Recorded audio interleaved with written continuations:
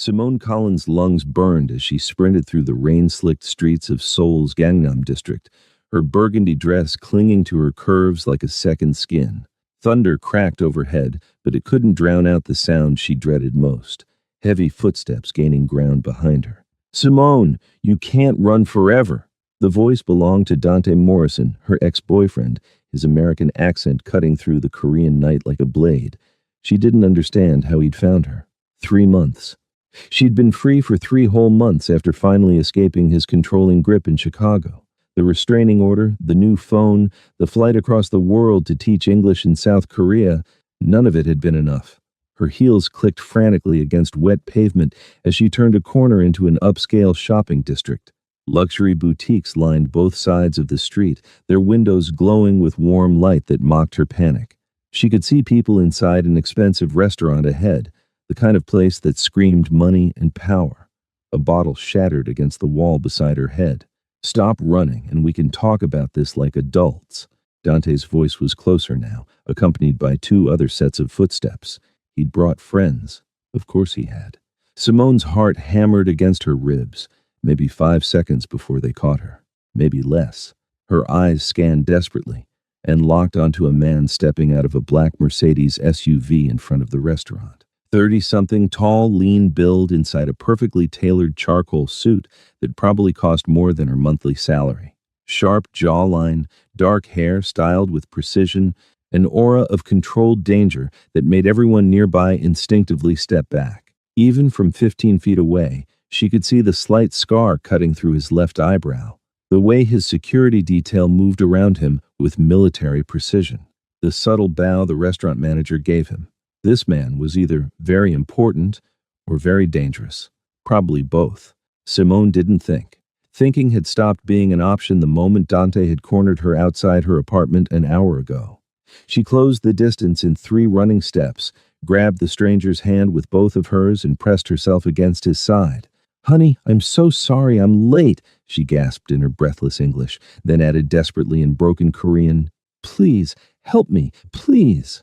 The man went absolutely still.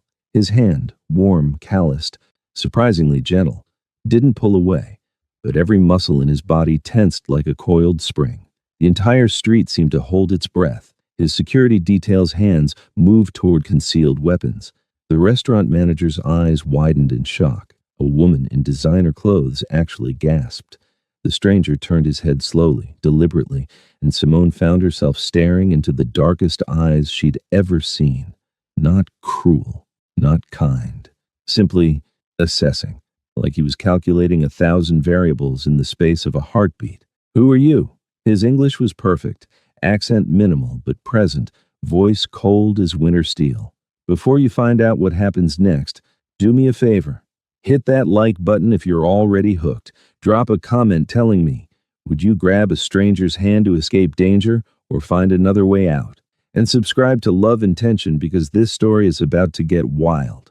Trust me, you don't want to miss what comes next." Simone's fingers trembled against the stranger's hand, but she forced herself to meet his gaze. Those dark eyes revealed nothing. No anger, no confusion, just an unsettling calm that suggested he'd faced far more surprising situations than a random woman grabbing him on a Seoul street. "3 men," she whispered, her voice shaking despite her best efforts to control it. "American. One's my ex. They've been following me for 6 blocks. I can't—" Her breath hitched. "I can't go back to him." The stranger's expression didn't change, but something flickered in those obsidian eyes. Recognition, maybe, or calculation. "Mr. Lee," one of his security guards said in rapid Korean, hand still hovering near his jacket. "Should we—" "Wait." The word was soft but absolute. The guard froze immediately. Simone felt the exact moment Dante spotted her. The air shifted, pressure building like a storm about to break. She didn't dare turn around, but she could hear his approach. That specific cadence of footsteps she'd learned to recognize in 12 months of dating that had slowly transformed into 12 months of hell. "Simone!" Dante's voice carried across the space between them, smooth and controlled in that way that had once seemed charming, but now just sounded predatory. "There you are, baby. We've been looking everywhere for you." The stranger, Mr. Lee apparently, still hadn't moved. His hand remained steady under hers, neither welcoming nor rejecting her touch. He was watching her face with an intensity that should have been frightening, but somehow felt protective. "You know these men?" he asked quietly. "The tall one with the scar on his neck? Dante Morrison. We dated in Chicago. I left him 3 months ago. There's a restraining order, but—" She swallowed hard. "He doesn't care about restraining orders." Mr. Lee's jaw tightened almost imperceptibly. Then he did something Simone didn't expect. He smiled. It wasn't a warm smile. It was the kind of smile a wolf might give before showing its teeth. He turned slowly, deliberately positioning himself so Simone was slightly behind him, and faced the three approaching men. Dante stopped about 10 feet away, flanked by two men Simone didn't recognize. Both were built like former military, all muscle and cold stares. Dante himself looked exactly as she remembered. 6'2", conventionally handsome in that bland way, sandy hair perfectly styled, wearing expensive casual clothes that screamed American money abroad. "I don't know who you are," Dante said, his smile not reaching his eyes as he looked at Mr. Lee, "but that's my girlfriend. We just had a little argument. You know how it is." "I am not your girlfriend," Simone said, her voice stronger than she felt. "I left you. I filed a restraining order. You're violating it by being here." "In Korea?" Dante laughed, the sound grating against her nerves.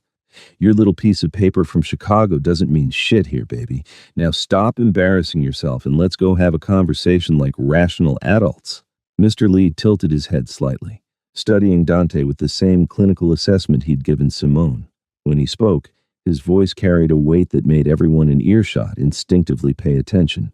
She said no. 3 words. Quiet. "Absolute." Dante's smile faltered. "Look, man, I don't want any trouble. Just let me talk to my girl." "She is not your girl." Mr. Lee's English remained perfect, each word precisely articulated. "She is currently holding my hand, which makes her under my protection. I suggest you leave. Now." The temperature seemed to drop 10 degrees. Simone watched Dante's face shift through several emotions: confusion, anger, calculation. His eyes moved from Mr. Lee to the security detail fanned out behind him, to the restaurant staff who had emerged to watch, to the growing crowd of onlookers. "Do you know who I am?" Dante tried a different tactic. "My father owns Morrison Security Consulting. We have contracts in 15 countries, including South Korea. One phone call, and I can make your life very complicated." "Do you know who I am?" Mr. Lee countered, and something in his tone made Simone's stomach drop. Dante paused, really looked at the man in front of him for the first time, took in the expensive suit, the military-precise security detail, the way every staff member from the restaurant was bowing slightly in deference.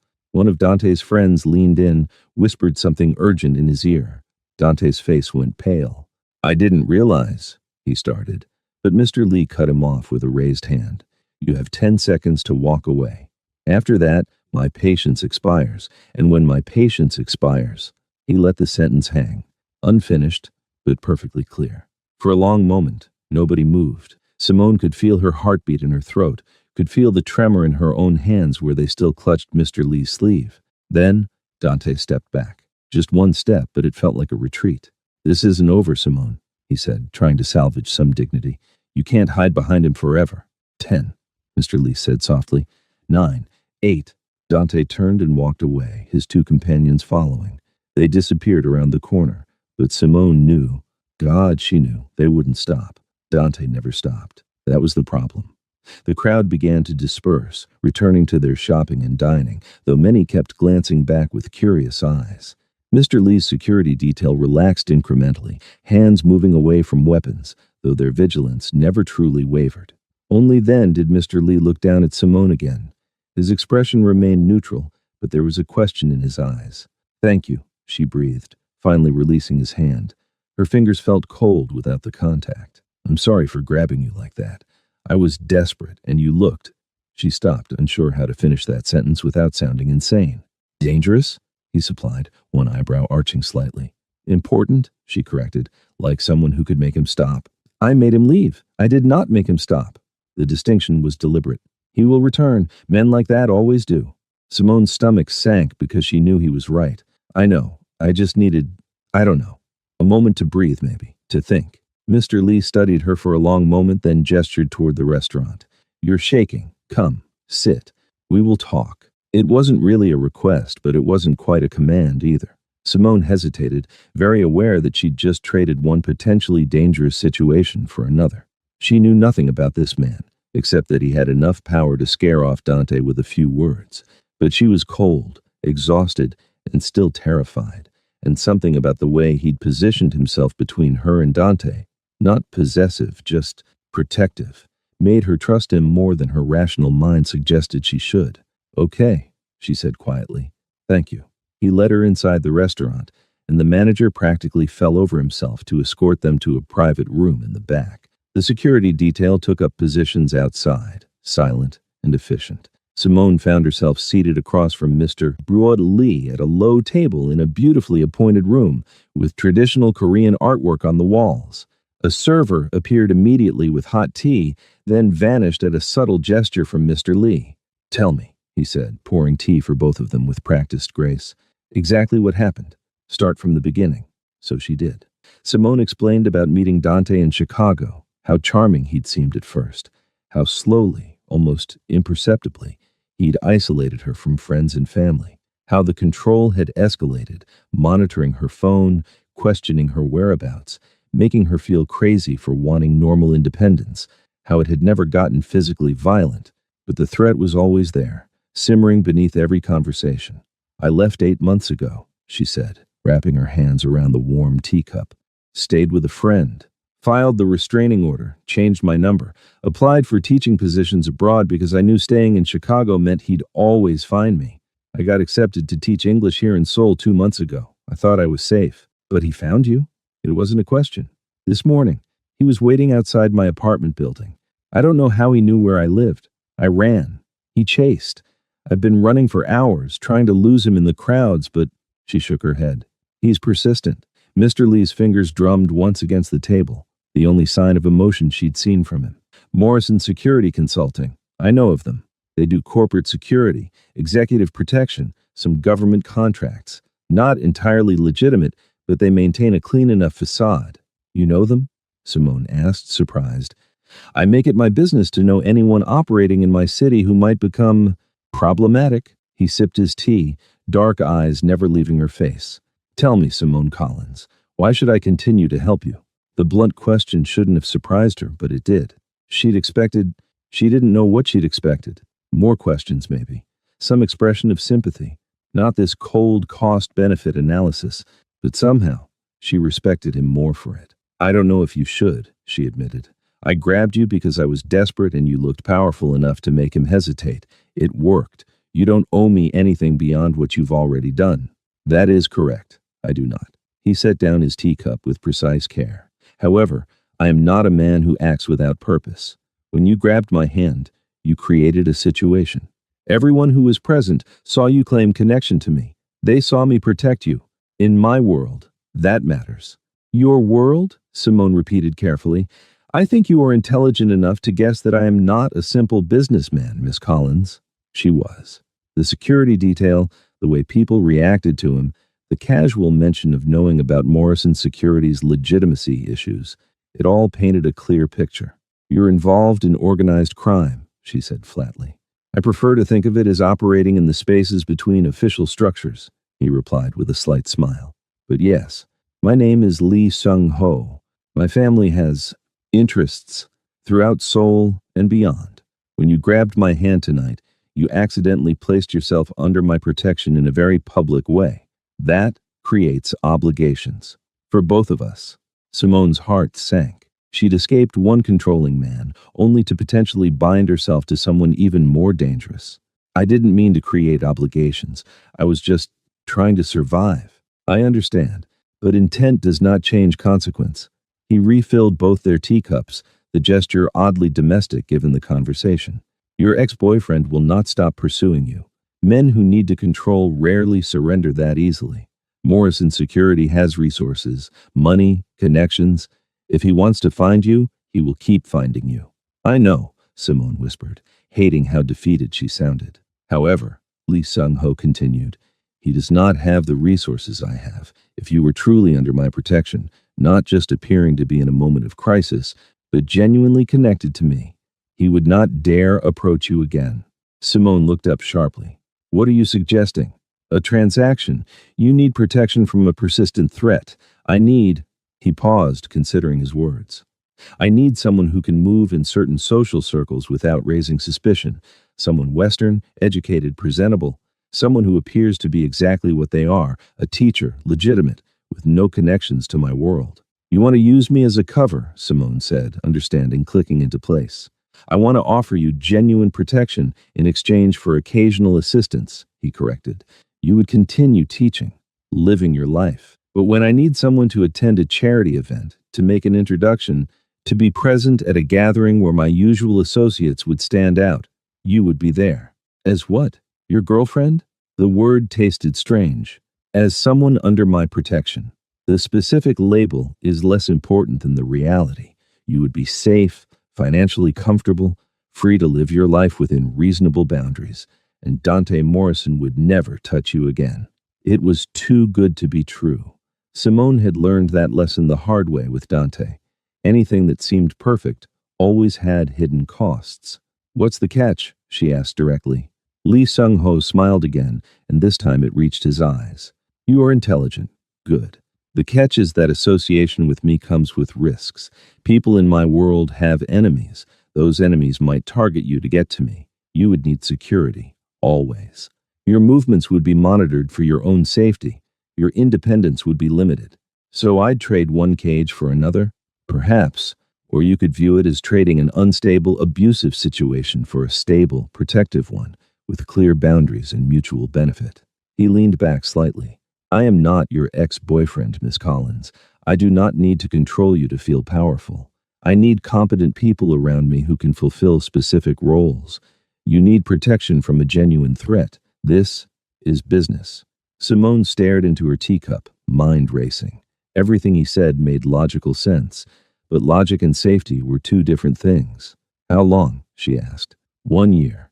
After that, we renegotiate or part ways cleanly. I would ensure you have enough money to relocate anywhere you choose, with guarantees that Morrison would not find you again. And if I say no, then I thank you for an interesting evening, ensure you get home safely tonight, and wish you the best of luck managing your situation on your own. His tone suggested he genuinely would do exactly that. Simone considered. She could refuse, go to the police, try to handle Dante through official channels. But she knew how that story ended. She'd already tried restraining orders, and they were just paper. Dante's father had money and connections. She was a foreign English teacher with no real resources in South Korea. Or she could accept this stranger's offer, trade her independence for safety, work for a criminal to escape being victimized by a predator. Neither option was good, but one gave her a fighting chance. I have conditions, she said finally. Lee Sung-ho's eyes glinted with something that might have been respect. I would be disappointed if you did not. Speak. First, no sex. I don't care how this looks to other people, but I'm not sleeping with you as part of this arrangement. Agreed. I have no shortage of willing partners. I do not need to coerce employees. The casual acknowledgement should have bothered her, but somehow his honesty was refreshing after Dante's manipulations. Second, I keep teaching. My students depend on me, and I actually like my job. Acceptable. As long as it does not interfere with when I need your presence elsewhere. We can arrange your schedule to accommodate both. Third, if I want out before the year is up, you let me go. No threats, no retaliation, no hunting me down. This time he paused, considering. If you wish to leave, we negotiate an exit that protects both our interests. I will not hunt you down, but I also will not allow you to become a liability. If you prove trustworthy, leaving will be simple. If you betray me. He left the sentence unfinished. It wasn't a perfect guarantee, but it was probably the best she'd get. Okay, Simone said, her voice steadier than she felt. 1 year. I help you when needed. You protect me from Dante and make sure he never finds me again. 1 year, Lee Sung-ho agreed. He extended his hand across the table. Simone stared at it for a long moment, remembering how she'd grabbed this same hand in desperation just 30 minutes ago. How warm it had felt. How steady. She shook it. His grip was firm, professional, and released after exactly the appropriate amount of time. Nothing possessive about it. Just a business agreement between two people who needed something from each other. My driver will take you home tonight, he said, standing. Tomorrow, one of my associates will contact you to arrange your first security briefing and discuss logistics. Do you have questions? Hundreds, Simone admitted, but I'm too tired to think of them right now. Understandable. Go home. Rest. We will address details tomorrow. He walked her to the door, where his security detail waited. Minjun will escort you. He speaks English and will ensure you arrive safely. One of the guards, a compact man with alert eyes, stepped forward and bowed slightly to Simone. Thank you, she said to Lee Seung-ho, for tonight, for all of this. Thank me in a year, he replied. If you still feel grateful then, I will know I did this correctly. Simone left the restaurant with Min Jun, a respectful 3 steps behind her. The rain had stopped, leaving the Seoul streets glistening under neon lights. Somewhere out there, Dante was probably regrouping, planning his next move. But for the first time in hours, maybe months, Simone felt like she could breathe. She'd made a deal with someone dangerous, she knew that, but at least this danger was honest about what it was. As the black SUV pulled away from the curb, Simone caught one last glimpse of Lee Seung-ho through the restaurant window. He was on his phone, speaking rapidly in Korean, his expression carved from stone. She wondered what she'd really just agreed to. She'd find out soon enough. The first test came at 6 a.m. the next morning. Simone jolted awake to someone knocking firmly on her apartment door. For one terrified moment, she thought it was Dante, that Lee Seung-ho's protection had been empty promises, that she was back to running and hiding and never feeling safe. But the knock was too measured, too professional. She threw on a robe and checked the peephole. A woman stood in the hallway, early 30s, slim build, perfect posture, wearing a tailored gray suit that screamed expensive efficiency. Her black hair was pulled into a sleek ponytail, and even through the distorted fisheye lens, Simone could see the intelligence in her sharp features. Miss Collins, the woman said in crisp English, apparently knowing Simone was watching. My name is Rachel Kwan. Mr. Lee sent me. May I come in? Simone opened the door cautiously. It's 6 a.m. Yes. Mr. Lee believes in starting early. Rachel entered without waiting for explicit permission, her eyes sweeping the small studio apartment in one practiced glance. You have coffee? Instant. That will suffice. 10 minutes later, they sat across from each other at Simone's tiny kitchen table, 2 mugs of mediocre instant coffee between them. Rachel had pulled out a tablet and was scrolling through something with focused intensity. First things first, Rachel said. Your housing situation is unacceptable. This building has no security, your door lock is laughably easy to bypass, and you're on the ground floor with a window that faces an alley. We're moving you today. Today? I have a lease, which Mr. Lee will handle. You'll be relocated to a secured building in Gangnam. 24th floor, bulletproof windows, biometric access, 24-hour security staff vetted by our people. Your belongings will be moved this afternoon while you're at work. Simone's head spun. This feels like you're taking over my entire life. We are ensuring you survive your life, Rachel corrected calmly. Dante Morrison checked into the Grand Hyatt Seoul yesterday afternoon. He's not hiding. He's planning. Men with resources don't chase women across the world unless they're obsessive, and obsessive men are dangerous. We need you somewhere he cannot reach. The casual confirmation that Dante was still in Seoul sent ice through Simone's veins. How do you know where he's staying? Because knowing things is my job. Rachel swiped to a new screen on her tablet. I'm Mr. Lee's executive assistant, but my actual function is information management. I know where threats are, what they're planning, and how to neutralize them before they become problems. You are now part of my portfolio. Should I be flattered or terrified? Both. Rachel's expression remained perfectly neutral. Now, your teaching schedule. You work at Hansong English Academy, correct? Classes Tuesday through Saturday, 9 a.m. to 6 p.m.? Yes. We'll position 2 security personnel near the academy at all times. They'll maintain distance so as not to alarm your students or colleagues, but they will be present. You will also carry this. Rachel slid a slim phone across the table. Emergency contacts are pre-programmed. If you feel threatened, press the side button 3 times rapidly. Response time will be under 2 minutes. Simone picked up the phone, feeling its weight. This is really happening. You agreed to Mr. Lee's protection. This is what protection looks like. Rachel's tone softened marginally. I understand this feels overwhelming. But I've seen what men like Morrison do when they're not stopped. Mr. Lee's methods are thorough because they work. Trust the system. And what does Mr. Lee get out of this again? I'm just a teacher. What could I possibly do for him that's worth all this effort? Rachel studied her for a moment, as if deciding how much to reveal. Mr. Lee operates in a world where everyone knows everyone, where every face is cataloged, every association tracked. You are invisible to that world. You're a Western woman teaching English, as far as anyone investigating would discover. That invisibility has value. For what? That is Mr. Lee's business to explain when he's ready. Rachel stood, collecting her tablet. For now, focus on your teaching and adjusting to your new security protocols. Next week, you'll attend a charity gala with Mr. Lee. I'll send you details about appropriate attire and behavior expectations. Do you own formal wear? I have a couple of dresses. I'll arrange a stylist. You'll need something suitable for the event. Rachel headed for the door, then paused. Miss Collins, one more thing. You asked Mr. Lee last night why he should help you. I'll give you the answer he won't say himself. He has a younger sister. She was in a relationship similar to yours. When she finally left, the man would not accept it. Mr. Lee handled the situation permanently. So when you grabbed his hand last night, you were not just asking a stranger for help. You were asking someone who understands exactly what you're running from. Before Simone could respond, Rachel was gone. The apartment felt very quiet suddenly. Simone looked around at her small space. The second-hand furniture, the stack of textbooks on the floor, the single photograph of her mother on the windowsill. It wasn't much, but it was hers, or it had been. Now, apparently, she belonged to someone else's protection. She should have felt trapped, controlled, like she'd traded Dante's cage for Lee Seung-ho's. But strangely, she didn't.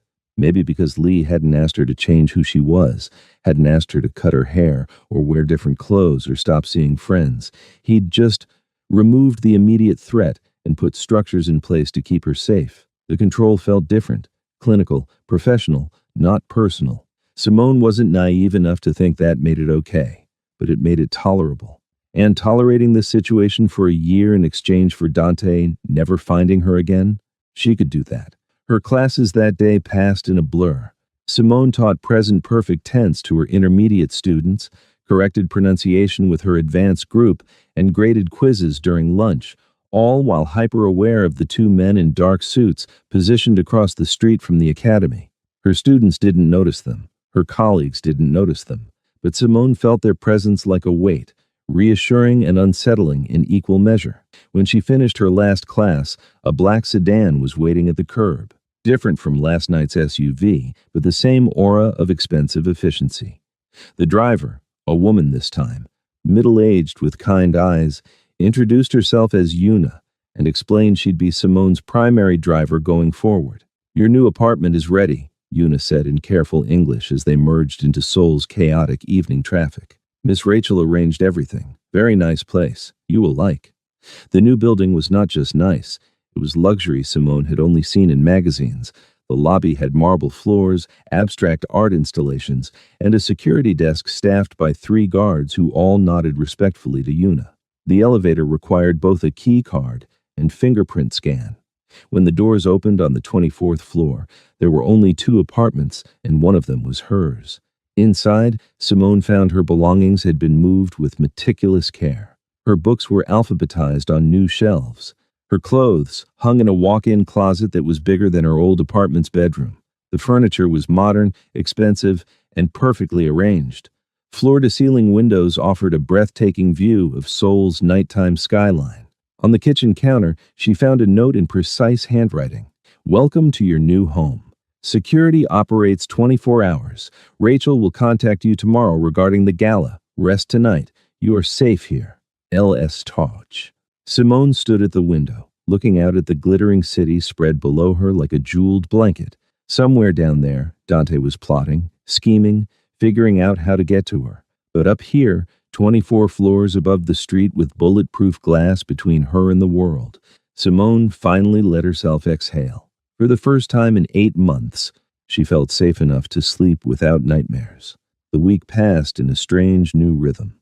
Simone taught her classes, ate meals she hadn't cooked in a kitchen she was still learning, and adjusted to the constant presence of security she couldn't always see but knew was there. Rachel checked in daily with updates. Dante was still in Seoul, still asking questions about Simone's whereabouts, but Lee Sung-ho's network had successfully obscured her location. "He knows you have protection," Rachel explained during one of their coffee meetings, "but he doesn't know the extent or source. That uncertainty is your advantage." Friday evening, a team of stylists arrived at Simone's apartment with 6 garment bags and 3 cases of accessories.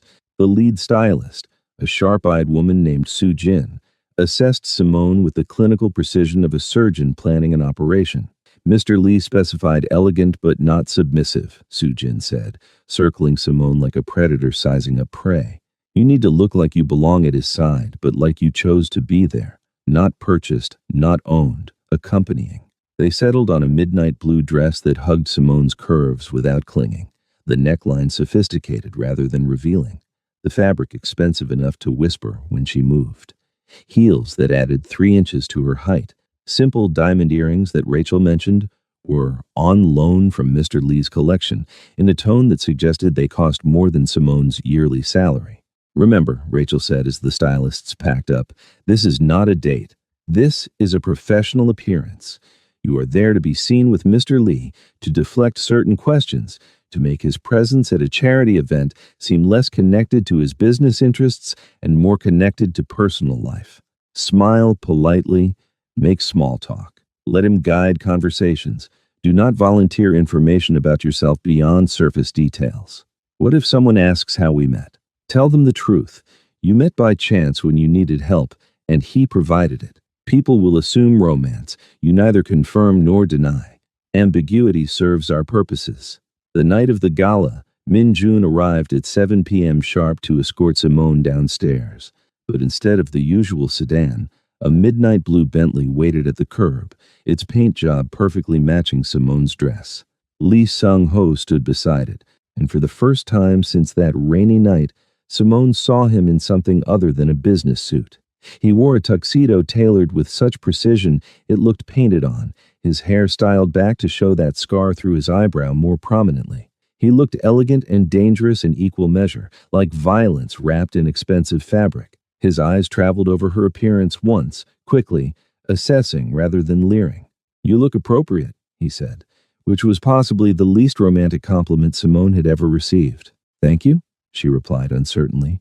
The corner of his mouth twitched, almost a smile. "I meant you look like someone who chose to be here, not someone who was purchased for the occasion. That distinction matters tonight." He opened the car door himself. No driver, Simone noticed, and waited until she was settled before closing it gently and walking around to the driver's side. "You drive yourself?" she asked as he started the engine. "When I want privacy for conversation, yes." He pulled smoothly into traffic, handling the expensive car with casual expertise. "Tonight you will meet people who will try to determine what you mean to me. Some will be business associates. Some will be potential enemies gathering intelligence. All will be watching. What should I say if they ask about us directly? Whatever truth feels comfortable. I grabbed your hand to escape danger. I helped. We discovered we enjoyed each other's company. The details beyond that are private." He glanced at her briefly before returning his attention to the road. "But there is one thing you should know before we arrive." "What?" "There is a possibility that Dante Morrison will be there tonight." Simone's stomach dropped. "What? Why would he?" "Because his father's company was invited to send a representative, and Dante is representing them. I discovered this 2 hours ago. We can turn around now if you prefer. I will not force you to face him." Every instinct screamed at Simone to say yes, turn around, hide.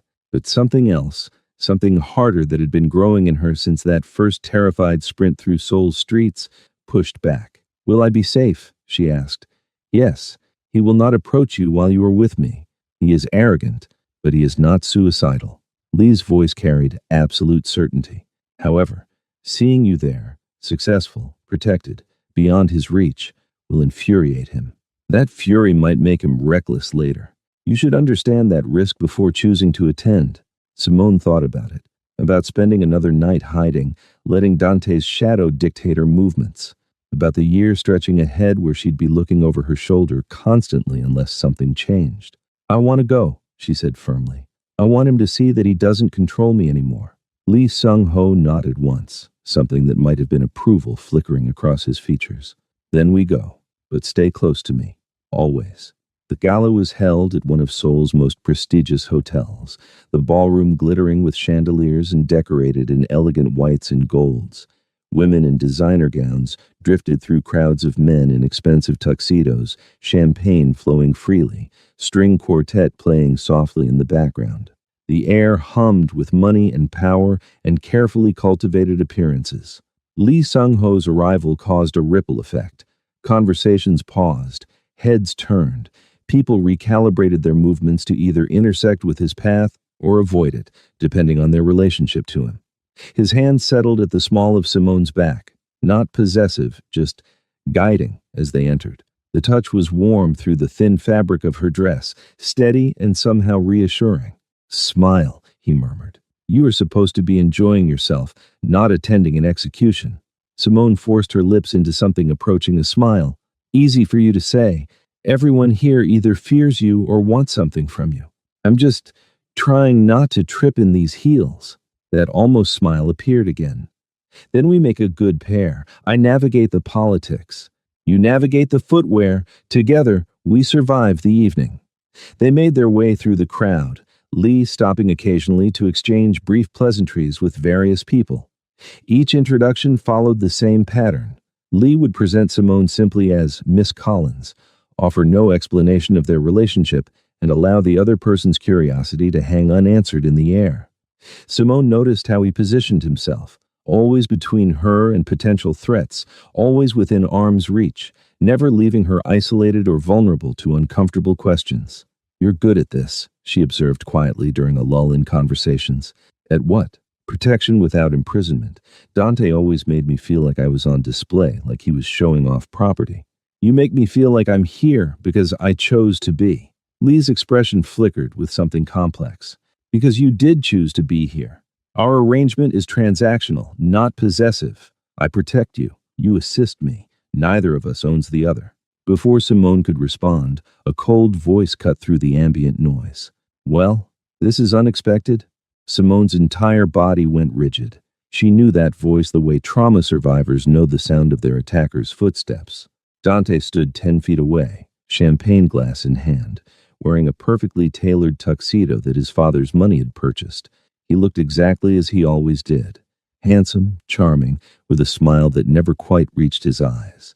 Lee Sung-ho's hand at Simone's back pressed slightly firmer, not restraining, anchoring. "Morrison," Lee said coolly, "I did not realize you were attending tonight. Last-minute addition. My father thought it important to strengthen our soul connections." Dante's eyes moved to Simone, traveling over her in a way that made her skin crawl. "Hello, baby. You look beautiful. That dress is new. Who bought it for you?" The implication was clear. The insinuation designed to make her feel small, purchased, like an object rather than a person. Lee Sung-ho spoke before Simone could formulate a response. "Miss Collins is under my protection, Morrison. That means you address her with respect, or you do not address her at all." "Protection," Dante repeated, his smile sharpening. "Is that what we're calling it? How much does protection cost these days, Simone? More than what I gave you, apparently." Simone felt rage crystallize in her chest, clean, pure, and surprisingly empowering. For 8 months she'd been afraid of this man, afraid of his manipulation, his control, his ability to make her doubt her own reality. But standing here, in this glittering ballroom, with Lee Sung-ho's steady presence beside her, she realized something profound. Dante had no power anymore. "You never gave me anything, Dante," she said clearly. "You took my time, my confidence, my sense of safety. Every gift came with strings. Every kindness came with expectations. That's not giving. That's purchasing." Dante's expression darkened. "I loved you. You loved controlling me," Simone interrupted. "There's a difference. And the fact that you flew across the world to keep controlling me proves you still don't understand that difference. I came here to bring you home. I am home. Seoul is my home now. My students are here. My life is here. And most importantly, you are not here." She took a breath, steadying herself. "Go back to Chicago, Dante. Find someone else to control. I'm done being your project." For a moment, Dante just stared at her. Then his face twisted into something ugly, all pretense of charm vanishing. "You think he's better than me?" He gestured at Lee Sung-ho. "You know what he is, right? What he does? At least I'm legitimate. At least my hands are clean." "Your hands," Lee Sung-ho said quietly. Tried to grab a woman who said no, multiple times, in multiple countries. That does not sound clean to me. That sounds desperate. I wasn't talking to you. You are talking near someone under my protection, which means you are talking to me. Lee's voice remained calm, but something cold entered his eyes. I told you once to walk away. I suggest you remember that advice. Dante's jaw clenched. Simone could see him calculating, weighing his options, his arrogance warring with basic survival instinct. This isn't over, he said finally, directing the words at Simone. Yes, she replied firmly. It is. Lee Seung-ho moved then, just one step forward, placing himself fully between Simone and Dante. He didn't say anything, didn't need to. The message was perfectly clear. Dante stared at him for a long moment, then turned and walked away, disappearing into the crowd with rigid shoulders and barely controlled fury. Simone released a breath she hadn't realized she was holding.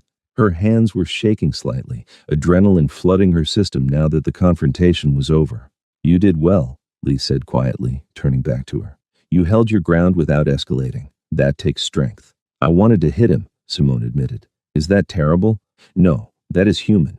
But hitting him would have given him ammunition, evidence of your instability, proof of his claims about you being irrational. Your composure denied him that ammunition. Lee guided her toward a quieter corner of the ballroom, away from curious onlookers. Do you need to leave? No. Simone surprised herself with how much she meant it. I need to stay. I need to prove, to him and to myself, that he doesn't get to dictate when I leave anymore. Something shifted in Lee Seung-ho's expression. Respect, maybe, or recognition. Then we stay, he said simply. They spent the next 2 hours circulating through the gala. Lee introduced Simone to business associates, cultural figures, and various members of Seoul's elite society. She made polite conversation, laughed at appropriate moments, and played the role of mysterious companion with surprising ease. And through it all, she was aware of Dante watching from across the room, his eyes following her movements, his jaw tight with barely suppressed anger. But he never approached again. When they finally left, well past midnight, Simone's feet ached from the heels, and her face hurt from holding a pleasant expression for so long. But she also felt something unexpected, triumph. Lee Seung-ho drove in silence for the first 10 minutes, giving her space to process. Then, stopped at a red light, he spoke. When Morrison approaches you again, and he will, do not engage. Call security immediately. Men like him cannot accept defeat, which makes them dangerous in unpredictable ways. You think he'll escalate? I think he saw you happy tonight, confident, beyond his reach. That will enrage him more than any words could. The light changed, and Lee accelerated smoothly. He will try to regain control somehow. We must be prepared for that. Simone nodded, feeling the temporary triumph fade slightly. This is my life now, isn't it? Always watching for him, always preparing for the next confrontation. For a time, yes, but not forever. Lee glanced at her briefly. We will make it clear to Morrison that pursuing you is too costly to continue. That will require patience and strategy, but it will happen. I promise you that. Why? Simone asked quietly. Why do you care so much about keeping that promise? Is it really just about your sister? Lee was silent for a long moment. When he finally spoke, his voice carried weight. My sister's ex-boyfriend would not stop. We tried restraining orders. We tried police involvement. We tried having him followed so he knew we were watching. Nothing worked. He became obsessed with reclaiming her, with punishing her for leaving. One night he broke into her apartment while she was sleeping. Simone's breath caught. What happened? She called me. I arrived in time. Lee's hands tightened slightly on the steering wheel. I handled the situation, permanently.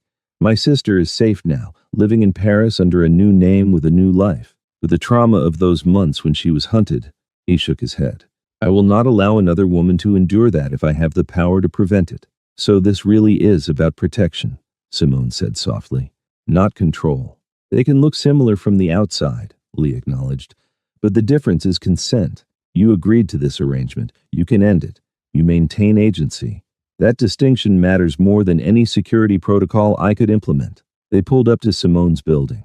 Lee got out, opened her door, and walked her to the lobby entrance despite the late hour. Thank you, Simone said, for tonight, for understanding why I needed to face him. You did not need my understanding. You needed my presence to ensure your safety while you faced him. That is what protection means, enabling you to make brave choices rather than preventing you from making any choices at all. He turned to leave, then paused. Rachel will contact you Monday about your next appearance. Rest this weekend. You earned it. Simone watched him return to the Bentley, watched him drive away into Seoul's glittering night. She went up to her apartment, took off the borrowed diamonds, hung up the beautiful dress, and stood at the floor-to-ceiling windows looking out at the city. Somewhere down there, Dante was probably planning his next move. But up here, Simone felt something she hadn't felt in over a year, safe enough to plan her own moves. And that made all the difference. 3 weeks passed in careful routine.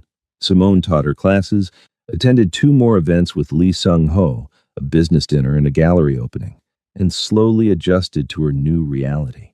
Dante remained in Seoul, his presence a constant shadow, but he kept his distance. Rachel's security protocols were working until the Thursday afternoon when everything shifted. Simone was grading papers in her classroom after hours when her emergency phone buzzed 3 times in rapid succession. Not her pressing the panic button, an incoming urgent message from Rachel. Morrison made a move. Stay at the academy. Security is on the way. Do not leave the building. Simone's heart hammered. She looked around the empty classroom, suddenly aware of how isolated she was. The academy would be closing in 30 minutes. Most teachers had already left. Her phone buzzed again. Rachel calling. What happened? Simone answered immediately. Morrison filed a police report claiming you stole money from him in Chicago before fleeing to Seoul, Rachel said, her voice tight with controlled anger. It's completely fabricated, but he has forged bank statements and communications showing large transfers to accounts in your name. Seoul police are required to investigate international theft claims. That's insane. I know, we know. But Morrison's father has connections in the Chicago Police Department. They are treating his claim as legitimate, which means Seoul authorities must respond. 2 officers are on their way to your academy now to question you. Simone's hands went numb. What do I do? Exactly what we tell you. Do not speak to them without a lawyer present. Do not agree to go anywhere. Do not sign anything. Mr. Lee is sending his attorney now. She will arrive before the police do. This is about intimidation, Simone realized. He's trying to scare me. Yes, and to create legal complications that would require you to remain in Seoul for the investigation, giving him time to... Rachel paused. It does not matter what he is planning. We will stop this before it develops. If you're watching from somewhere in America, drop a comment. Have you ever had to deal with someone who wouldn't let go? How did you handle it? 20 minutes later, a sharp-eyed woman in her 50s arrived at the academy. She introduced herself as attorney Han Mi-soon and immediately took control of the situation with terrifying competence. When the police officers arrived, both young, both looking uncomfortable about questioning a foreign teacher based on clearly questionable evidence, Attorney Han presented a comprehensive file showing Simone's legitimate employment, her bank statements proving no unusual transfers, and character references from her academy director. My client will of course cooperate with your investigation, Attorney Han said in flawless Korean, then English for Simone's benefit. However, it appears the complainant has a documented history of harassment against Ms. Collins. There is a restraining order filed in Chicago. Ms. Collins fled to Seoul specifically to escape this harassment. This theft claim appears to be a continuation of that harassment pattern. The officers looked at each other uncertainly. The senior one spoke to Simone in careful English. Miss Collins, did you take money from Mr. Morrison? No. We dated for a year. When I left, I took nothing except my personal belongings. I have bank statements showing my income as a teacher. That's all the money I have. She will provide any documents your investigation requires, Attorney Han interjected smoothly. However, I must note that making false police reports is a criminal offense in both South Korea and the United States. If this investigation reveals the theft claim to be fabricated, my client will pursue charges against Mr. Morrison for malicious prosecution and harassment. The officers took notes, asked a few more perfunctory questions, and left with assurances they would conduct a thorough but fair investigation. When they were gone, Attorney Han turned to Simone. Morrison is escalating. This will not be his last attempt to create legal leverage. We need to shift from defensive measures to offensive ones. What does that mean? It means Mr. Lee must decide how permanently he wishes to remove this threat. Attorney Han's expression remained professionally neutral, but her meaning was clear. Simone's stomach twisted. I don't want anyone hurt because of me. Sometimes hurt is the only language certain men understand. Attorney Han collected her files. Mr. Lee will discuss options with you. My job was simply to ensure you were not arrested tonight. That job is complete. After Attorney Han left, Min Jun appeared to escort Simone home. The drive was silent, tense. When they reached her building, Lee Sung-ho himself was waiting in the lobby. We need to talk, he said quietly. Upstairs. In her apartment, Lee moved directly to the windows, staring out at the city the way Simone often did, but where she sought comfort in the view. He seemed to be studying it for threats. Morrison is not stopping, he said without preamble. The police report is harassment, but it establishes a pattern. He will file more complaints, create more legal entanglements, use bureaucracy as a weapon to keep you trapped here while he plans his actual move. What's his actual move? Lee turned to face her. Kidnapping. Forcible return to the United States. He believes if he can get you back to Chicago, onto his territory, he can control you again. The legal harassment is just to keep you stationary and distracted while he arranges logistics. How do you know that? Because I know men like him, and because my people intercepted communications between Morrison and a private security contractor who specializes in international extractions. Legal abductions, essentially. Taking people across borders under the guise of protective custody or voluntary return. Simone felt ice flood her veins. When? Soon, within the week most likely. He is running out of patience and money. His father will not fund this obsession indefinitely. Morrison knows he has a limited window to act. So what do we do?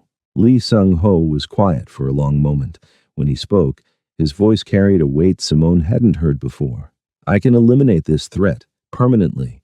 Morrison could have an accident or simply disappear, or be arrested on legitimate charges my people could easily manufacture and substantiate.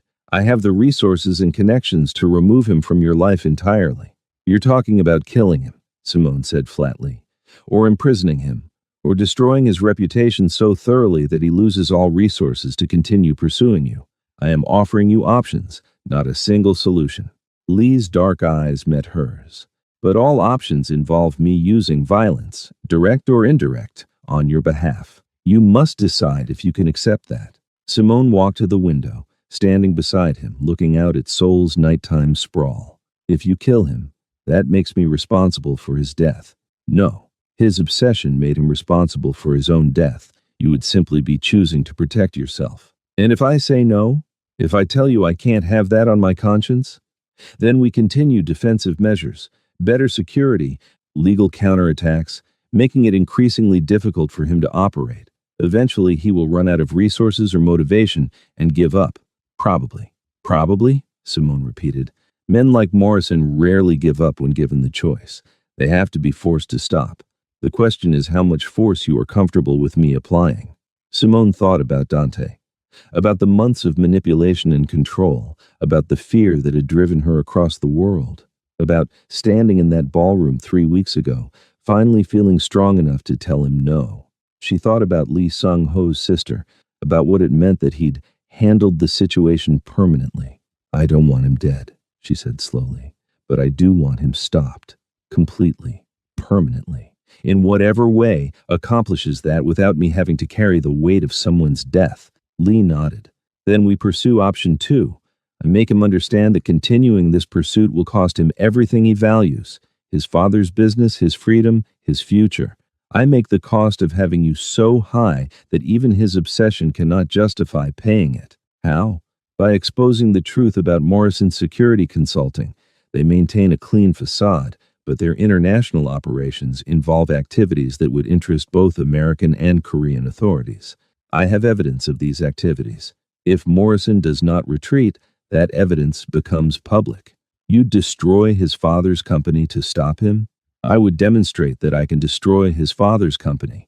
Whether I actually do depends on whether Morrison is smart enough to understand the threat. Lee's expression hardened. But yes, if necessary, I would burn his entire world to keep you safe. That is what I promised you. Simone stared at him, this dangerous man who had somehow become her protector, and felt something shift in her chest. Not attraction, exactly. Not gratitude. Something more complicated. You really would do that, she said softly. Risk a war with an American security company. Create international complications. All for someone you barely know. I told you my reasons. They have not changed. Your sister. And my word. I made you a promise. I do not make promises I cannot keep. They stood there in silence for a moment, the city glittering below them. Two people from completely different worlds, bound together by circumstance and necessity. Do it, Simone said finally. Make him understand, but give him the choice to walk away first. I don't want to destroy anyone unless it's absolutely necessary. Lee Sung-ho's lips curved in that almost smile. You are more merciful than I would be in your position. Or maybe I just don't want to become like him, someone who uses power to hurt people who can't fight back. Morrison can fight back. He has resources, connections, his father's support. You are not bullying someone weaker. You are defending yourself against someone who has consistently refused to accept your autonomy. I know, but there's still a difference between defense and destruction. I want to hold on to that difference. Lee studied her for a long moment. Then he nodded. Very well. Tomorrow I will make contact with Morrison's father. I will explain the situation and provide a sample of the evidence I possess. I will offer one chance to call off his son and permanently end this harassment. If they do not take that chance, I will proceed to more aggressive measures. Thank you, Simone said, for giving them the option. Do not thank me yet. Mercy sometimes creates more problems than it solves. But I respect your wish to maintain moral clarity in an inherently murky situation. He moved toward the door, then paused. Simone, if Morrison does not take this opportunity to retreat, the next phase will be significantly less gentle. You should prepare yourself for that possibility. I know.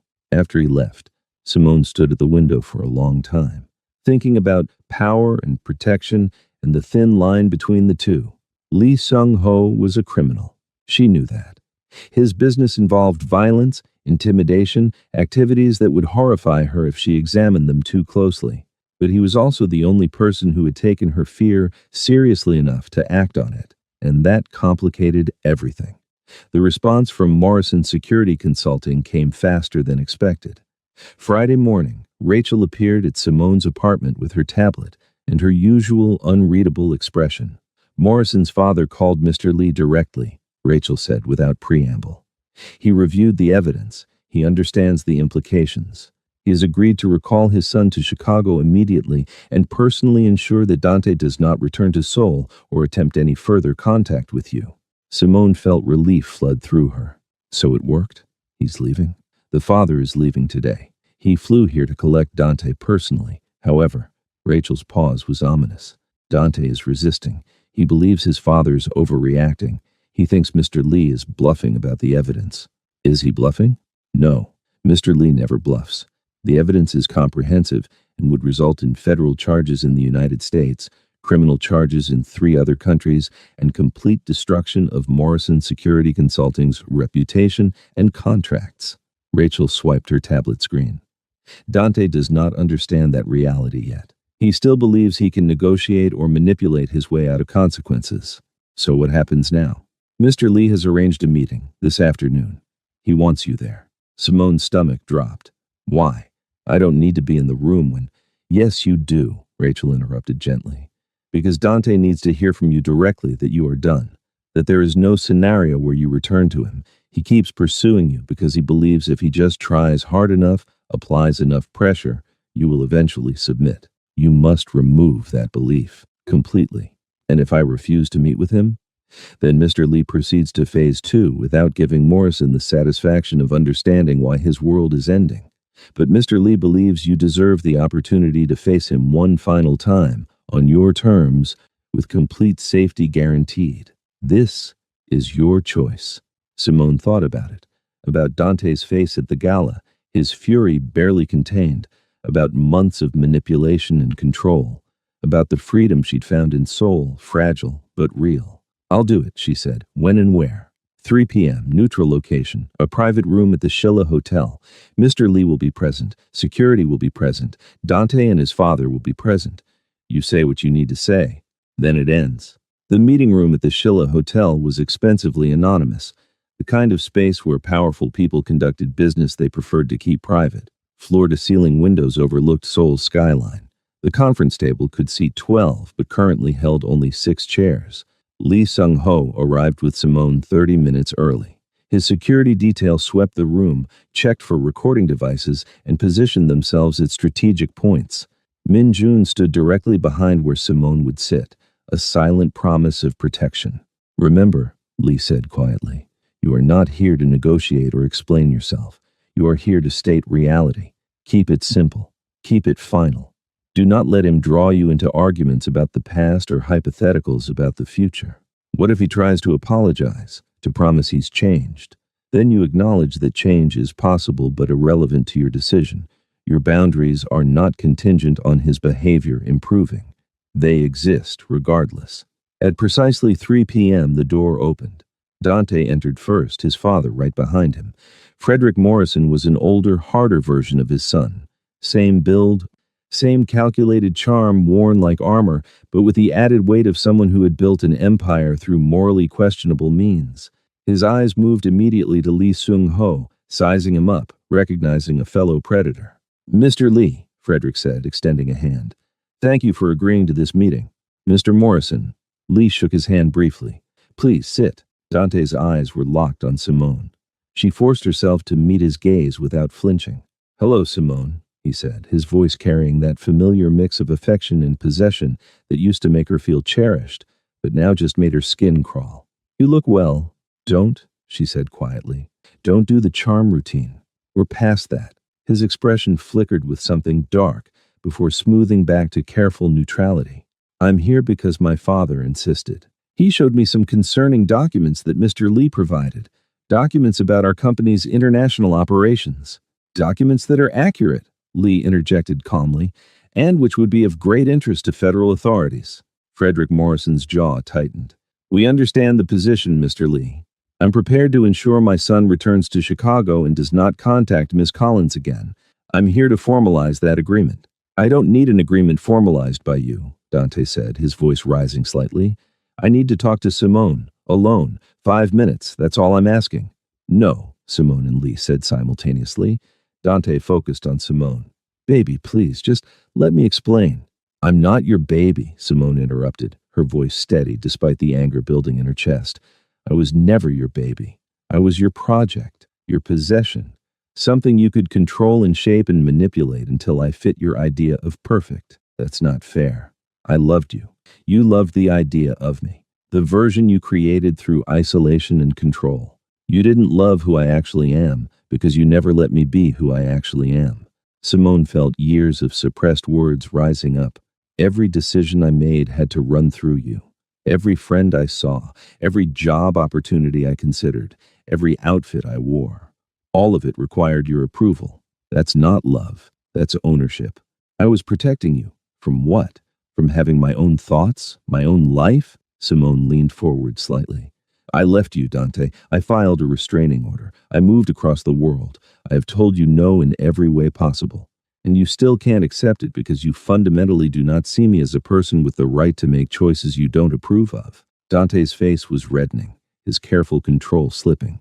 "I came here to apologize, to try to fix things. I don't want your apology. I don't want you to fix things. I want you to leave me alone, completely, permanently." Simone's voice rang clear in the quiet room. "Go back to Chicago, live your life, find someone else. But leave me out of it. I am done being your obsession." "You think he's better?" Dante gestured sharply at Lee Sung-ho. "You know what he is, right? A criminal, a gangster. At least I'm legitimate." "You filed false police reports," Simone cut him off. "You stalked me across international borders. You violated a restraining order. You hired contractors to plan my kidnapping. How exactly is that legitimate?" Dante went very still. "I never." "You absolutely did," Lee said quietly.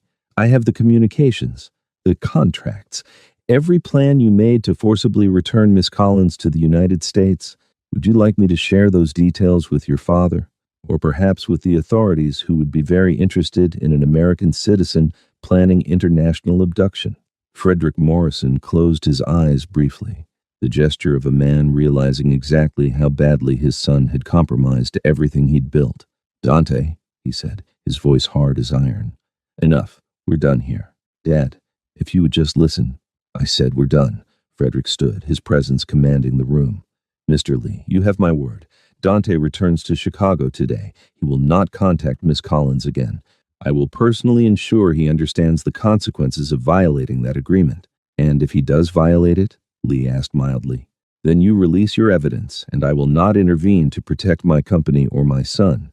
He will face the full legal consequences of his actions." Frederick's voice carried absolute finality. "I built Morrison Security Consulting over 30 years. I will not let my son's obsession destroy it." Dante looked between his father and Lee Sung-ho, finally understanding that he'd lost, that his father, his primary source of resources and protection, had sided against him. "Simone," he tried one last time, his voice desperate, "please, just give me a chance to—" "No," she said firmly. "I gave you 12 months of chances. I gave you forgiveness for things that should never have been forgiven. I gave you control over my life until I almost forgot who I was without you. I'm not giving you anything else." "You'll regret this," Dante said, and for the first time, she heard genuine pain beneath the anger. "You'll realize what you had, and it'll be too late." "What I had was a cage," Simone replied. "I'm glad it's too late. That means I'm free." The silence that followed was absolute. Frederick Morrison stood.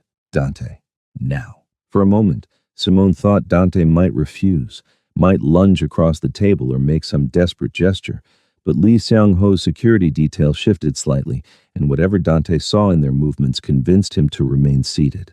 "This isn't over," Dante said, but his voice lacked conviction now. The reality was settling in. He'd lost completely and publicly. "Yes," Lee Sung-ho said quietly, "it is. If you contact Miss Collins again, I will end your father's company and ensure you face criminal charges in multiple jurisdictions.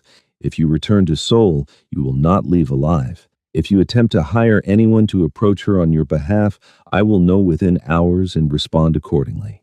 These are not threats. These are promises." The two men stared at each other, and Simone watched Dante truly understand for the first time that he was facing someone who operated by completely different rules than he did. Someone whose power was not dependent on legal frameworks or corporate structures or social approval. Someone who would simply eliminate threats without concern for consequences, because he had the resources to manage whatever consequences arose. Frederick Morrison grabbed Dante's arm and physically pulled him toward the door. Dante went, his expression somewhere between fury and devastation, his carefully constructed reality crumbling around him. At the doorway, he looked back one final time. "I loved you, Simone," he said, and for once he might have actually meant it. "I know," she replied. "But love without respect is just another kind of violence." The door closed behind them. Simone sat very still, processing what had just happened. Years of fear, months of running, weeks of looking over her shoulder. All of it culminating in 5 minutes of brutal honesty in an expensive hotel room. "Are you all right?" Lee Sung-ho asked quietly. "I don't know," Simone admitted. "I thought I'd feel relieved, or triumphant, but mostly I just feel tired. That is normal. You spend a long time carrying fear. When it's removed, the absence weighs as heavily as the presence did." Lee stood, gesturing to Min-jun, who immediately moved to the door. "Come, I'll take you home." They rode the elevator in silence, walked through the lobby in silence, got into Lee's car in silence. Only when they were driving through Seoul's evening traffic did Simone speak. "Thank you," she said, "for giving me the chance to face him, for not just handling it without me." "You deserve to reclaim that power," Lee replied. "Morrison took your voice for a long time. You needed to use it against him, to prove to yourself that you could. Will he really stop? Or will he find a way around his father's control? His father understands business. He understands cost-benefit analysis. Protecting Dante costs him everything he built. He will choose his empire over his son's obsession." Lee's eyes stayed on the road. "But I will maintain surveillance for 6 months regardless. If Morrison makes any move toward you, I will know immediately. So I'm still not really free, just differently trapped." Lee glanced at her, something complex crossing his features.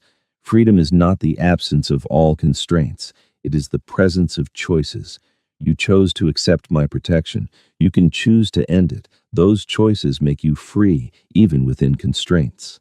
Simone thought about that as they drove through the city, about the difference between Lee's protection and Dante's control, about consent and agency and the thousand small ways power could be wielded. "Can I ask you something personal?" she said finally.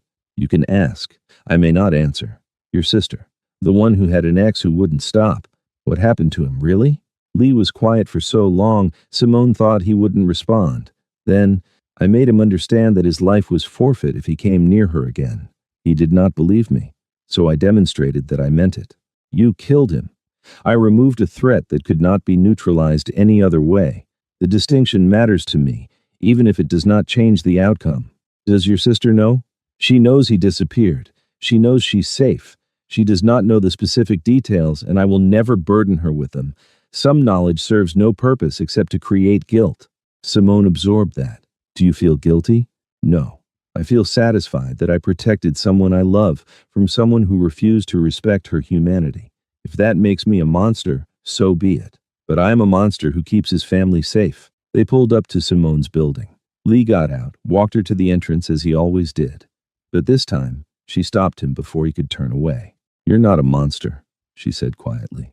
"You're just someone who understands that sometimes the only language certain people respond to is force.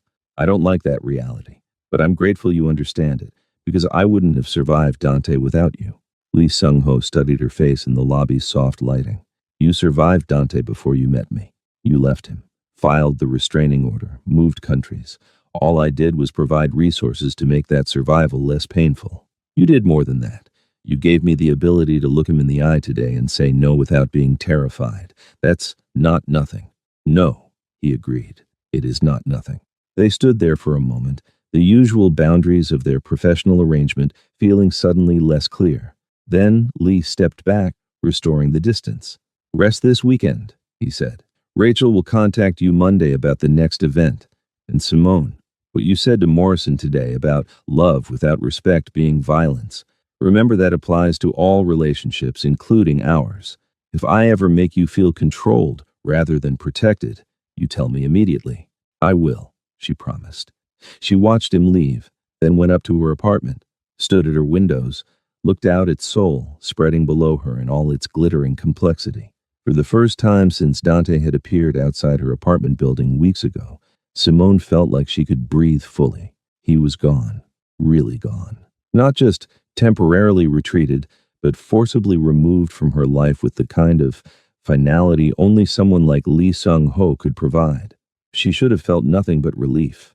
Instead, she felt something more complicated. Gratitude, yes, but also the uncomfortable awareness that she'd needed someone else's violence to escape someone else's violence. That moral ambiguity would haunt her in the months to come. But tonight, she was just grateful to be safe. 4 months passed in surprising normalcy. Simone taught her classes, attended occasional events with Lee Sung-ho, and slowly rebuilt the sense of safety she'd lost during her relationship with Dante. Rachel's surveillance confirmed that Dante had remained in Chicago, had even started dating someone new, a detail that should have bothered Simone, but instead just made her grateful he'd found a different target for his obsession. The arrangement with Lee Sung-ho settled into a comfortable rhythm, professional, respectful. He never asked more than she'd agreed to provide, never crossed boundaries, never made her feel like anything except a valued associate, which made the shift when it came even more devastating. It started with a business deal gone wrong. Lee's organization had been negotiating with a Chinese syndicate over shipping routes through Busan. The negotiations were tense but progressing, until one of the Chinese representatives insulted Lee publicly at a dinner meeting, questioned his authority, suggested his willingness to work with a Western woman indicated weakness. Lee had remained calm during the meeting, professional, had concluded the business without incident.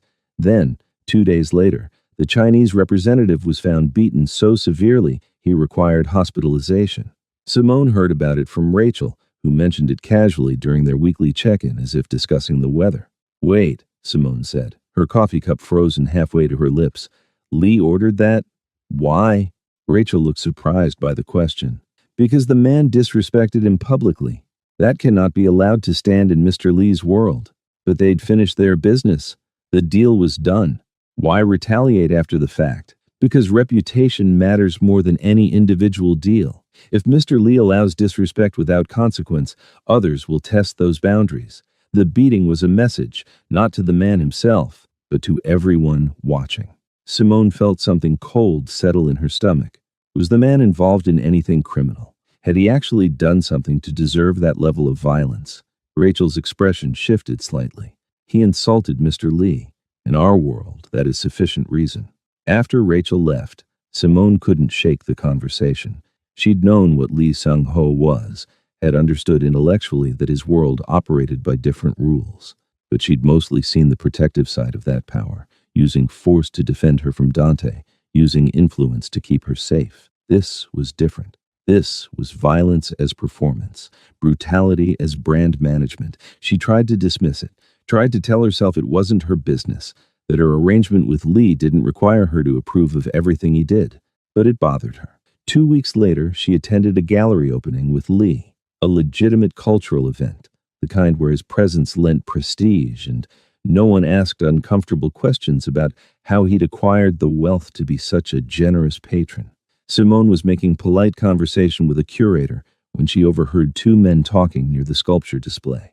"Heard about the warehouse fire in Incheon?" one said in Korean, not realizing Simone understood more than she let on. "Lee's work," the other replied. "Place belonged to someone who'd been skimming from shipments. Lee wanted to send a message.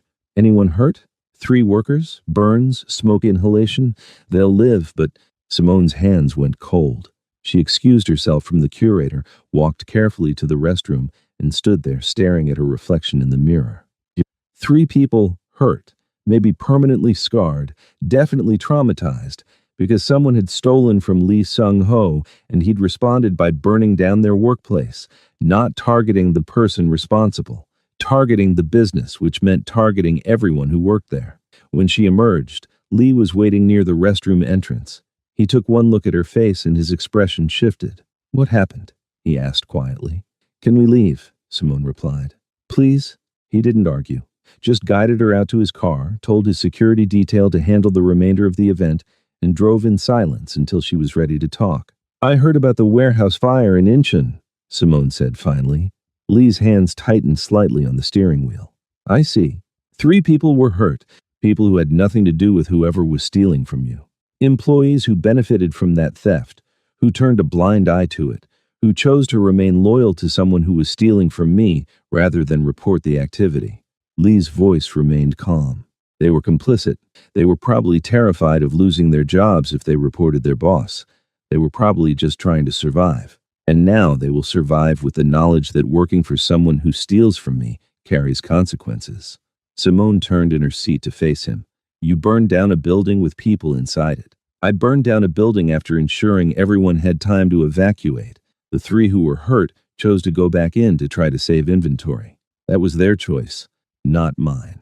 You're rationalizing violence against innocent people. I'm explaining that in my world, there are no truly innocent people. Everyone makes choices. Those workers chose to work for someone who stole from me. They chose to protect him. They chose to run back into a burning building to save his property. I am not responsible for their choices." Something in Simone's chest tightened. "Do you hear yourself? You sound like—" She stopped, but Lee finished the sentence. "Like Morrison.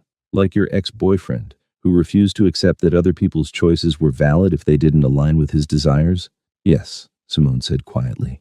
"Exactly like that." Lee pulled the car over, put it in park, and turned to face her fully. His expression was controlled, but something dangerous flickered in his eyes. "I am nothing like Morrison. He hurt you to maintain control over you. I hurt people who pose threats to my business, my organization, my people. The difference is purpose and proportionality. 3 people with burns and smoke inhalation doesn't feel proportional to theft. The theft was 20 million won. The message was priceless. Everyone in my network now knows with absolute certainty that stealing from me is not worth any amount of money." Lee's voice remained level, but Simone could feel the anger beneath it. "That message prevents future theft. which prevents future violence. The 3 workers hurt today saved dozens who might have been hurt later. That's the same logic authoritarian governments use. Hurt a few to control the many. I am not a government. I am a businessman operating in a world where the law does not reach, where the only rules that matter are the ones I enforce. You knew that when you accepted my protection. I knew it intellectually. I didn't understand what it meant practically, what it looked like when applied to people who weren't actively threatening me. They sat in tense silence for a moment. Then Lee spoke, his voice quieter, but no less intense. You want to know the truth, Simone? The real truth about power and protection? Yes, they are the same thing.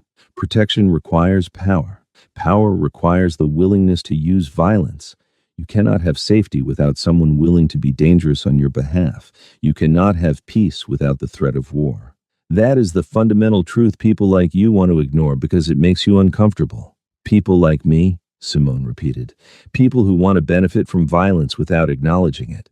You wanted Morrison gone. I made him gone. You did not ask how.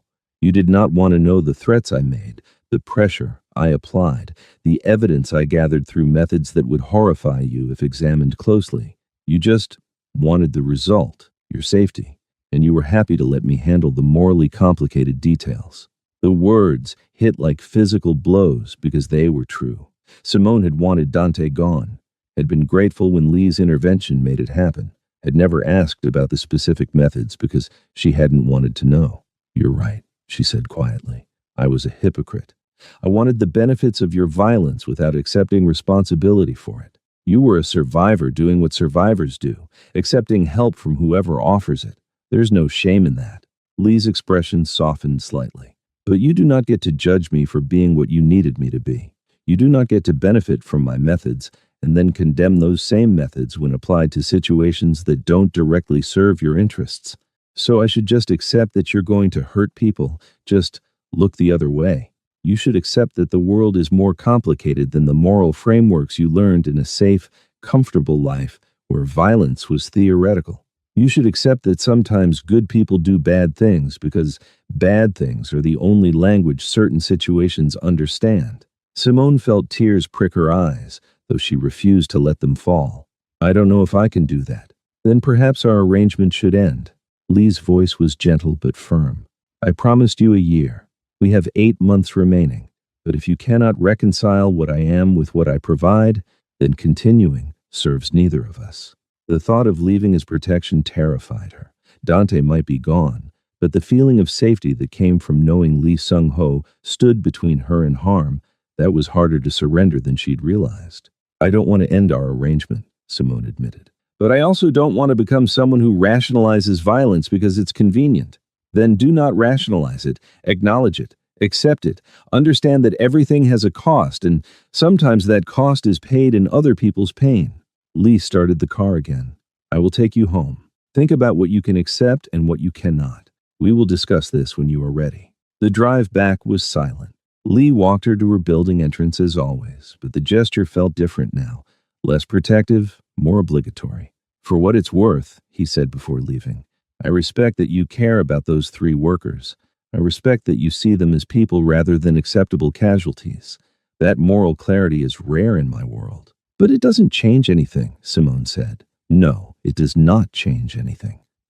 I am what I am. You must decide if that is something you can exist alongside. He left. Simone went up to her apartment, stood at her windows, and stared at the city without really seeing it. She thought about the warehouse workers, about the Chinese businessman in the hospital, about all the violence Lee Sung-ho had committed or ordered that she would never know about. She thought about Dante, free in Chicago, probably making some other woman's life miserable. About Lee's sister, safe in Paris, about the price of that safety. She thought about what Lee had said. Protection requires power. Power requires the willingness to use violence. Was he right? Was safety always purchased with someone else's suffering? Or was that just what powerful men told themselves to justify the harm they caused? Simone didn't sleep that night. Just watched the city lights and wondered what kind of person she was becoming. 3 days passed before Simone contacted Lee again. 3 days of teaching her classes, going through the motions, thinking constantly about violence and protection and the spaces between the two. She asked Rachel to arrange a meeting. Lee agreed immediately. They met at the same Shilla hotel where they'd confronted Dante months ago. Different room, same expensive neutrality. Lee arrived exactly on time, dressed in his usual impeccable suit, his expression revealing nothing. "You wanted to talk," he said, settling into the chair across from her.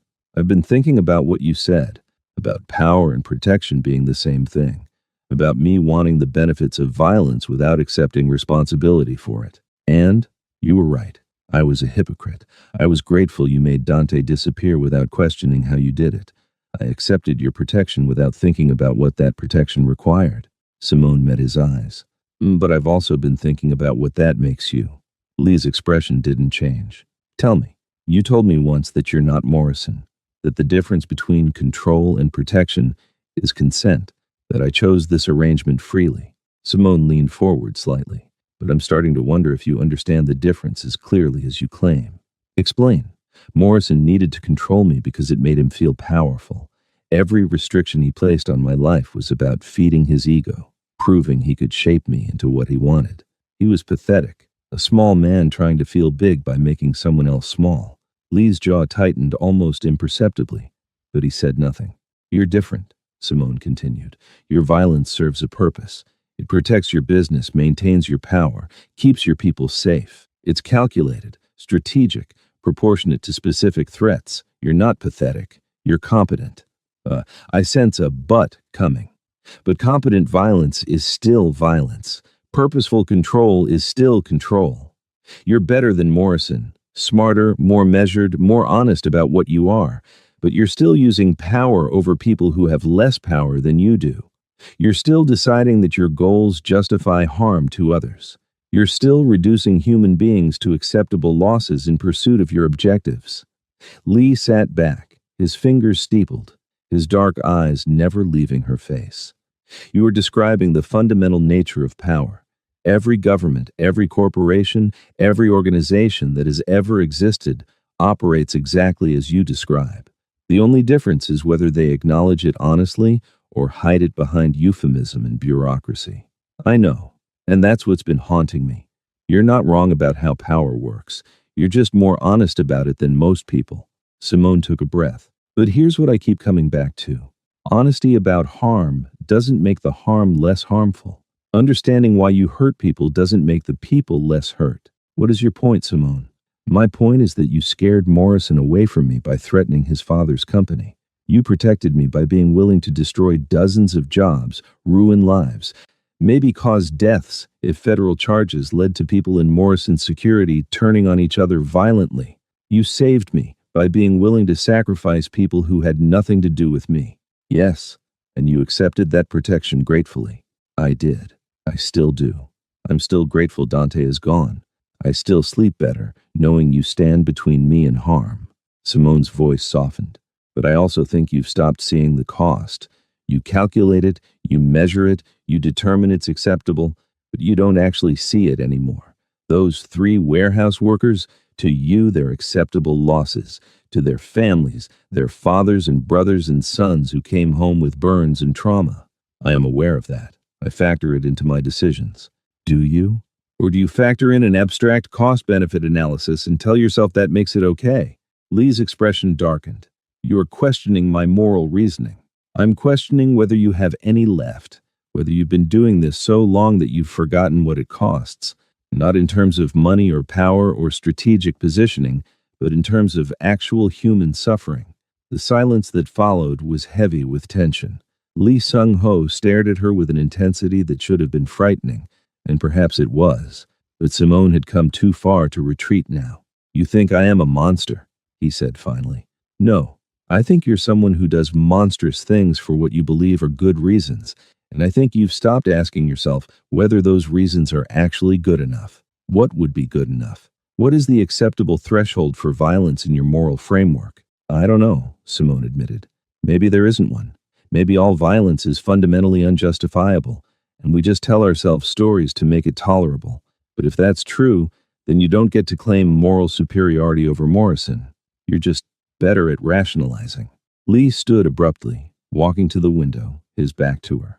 For a long moment he said nothing, and Simone wondered if she'd pushed too far, if this was where their arrangement ended. When he finally spoke, his voice was quieter than she'd ever heard it. My sister asked me once if I regretted what I did to her ex-boyfriend, if I wished I had found another way. I told her no. I told her I would do it again without hesitation because her safety was worth any cost. He turned to face Simone. She asked me if I thought he deserved to die for hurting her. I said yes, and she looked at me with this expression I had never seen before. Not fear, exactly. Disappointment, maybe. Or sadness. She said, "When did you become someone who decides who deserves to die?" Simone waited, saying nothing. I told her someone has to make those decisions. Someone has to be willing to protect the people who cannot protect themselves. Someone has to be the monster so the innocents can remain innocent. Lee's hands curled into fists at his sides. She said, "But who protects us from you?" The question hung in the air between them. I did not have an answer, Lee continued. I still do not. She is safe in Paris because I was willing to kill for her. But she will not speak to me anymore because I am someone who kills. I saved her and lost her in the same action. Every year on her birthday, I send flowers. Every year they are returned unopened. Simone felt something crack in her chest. I'm sorry. Do not be sorry. Be honest. Lee moved back to his chair, but did not sit. You are asking me to see the cost of my power more clearly. To acknowledge that the people I hurt are not just calculations, but human beings with families and futures. You want me to carry that weight rather than dismissing it. Yes. And if I do that, if I let myself truly see what I do rather than rationalizing it, what then? Do I become paralyzed with guilt? Do I stop protecting the people who depend on me because I cannot bear the moral cost? Do I become useless? Maybe, Simone said honestly. Or maybe you become more careful, more selective about when violence is truly necessary versus when it's just convenient. More willing to find alternatives, even when alternatives are harder. Lee laughed, but there was no humor in it. You want me to be a better person while remaining effective at what I do. Those goals are mutually exclusive. Are they? Or have you just convinced yourself they are because it's easier than trying? The look he gave her was complex, angry, hurt, and somehow grateful all at once. You are dangerous, he said quietly. Not because you challenge me. I'm challenged constantly by people who want what I have, but because you challenge me without wanting anything except for me to be better than I am. That is rare. I'm not trying to change you, Simone said. I'm trying to make you see yourself clearly, because I think you've been telling yourself a story about protection and necessity for so long that you've forgotten it's still just a story, a rationalization. And what if I look clearly and decide I am exactly who I need to be? What if I see the cost and determine it is still acceptable? Then I'll know you made that choice with full awareness, and I can decide whether I can exist alongside someone who chooses that. Simone stood, facing him directly. But right now, I don't think you're choosing. I think you're operating on autopilot, doing what you've always done because it's worked before. I think you've stopped asking yourself the hard questions. What questions? Like, do those warehouse workers deserve what happened to them? Not, were they complicit? Not, did they make bad choices? But do they actually deserve to have been hurt? If you had to look them in the eye and explain why their suffering was necessary, could you do it honestly? Or would you hide behind strategic necessity? Lee was silent for a long time. When he spoke, his voice was barely above a whisper. I do not know. It was the most honest thing Simone had ever heard him say. She walked over to where he stood, close enough to see the conflict in his eyes, the careful control fracturing slightly under the weight of questions he'd refused to ask himself. I'm not leaving, she said quietly. Our arrangement continues. I still need your protection, and you still need whatever I provide, but I need you to promise me something. What? That you'll start asking yourself those hard questions, not because I'm forcing you to, not because you want to impress me or prove something, but because you owe it to yourself to know if the person you've become is someone you can actually live with. And if the answer is no, then you decide what to do about that. But at least you'll be making an actual choice instead of just existing on momentum. Lee Sung-ho looked at her for a long moment. Then, slowly, he nodded. I will consider what you have said. I make no promises beyond that. That's enough. They left the hotel together, falling into their usual rhythm, him slightly ahead, her beside him, moving through the world with the practiced ease of people who'd learned to navigate each other's boundaries. But something had shifted.